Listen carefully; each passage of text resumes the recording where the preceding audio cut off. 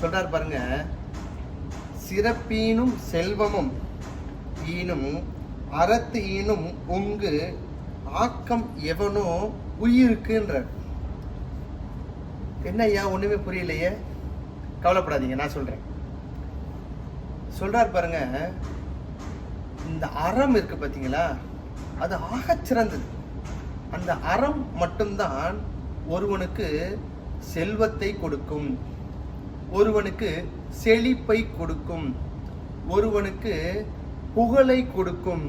ஆகையால நீங்க அறத்தை உங்கள் உயிராக கருதினால் அந்த உடலுக்கு உயிர் எந்த அளவுக்கு நமக்கு மேன்மையை கொடுக்கிறதோ, அறம் அதை விட நமக்கு செல்வத்தையும் புகழையும் செழிப்பையும் நமக்கு தரும் அப்படின்னு திருவள்ளுவர் அழகா சொல்றாருங்க.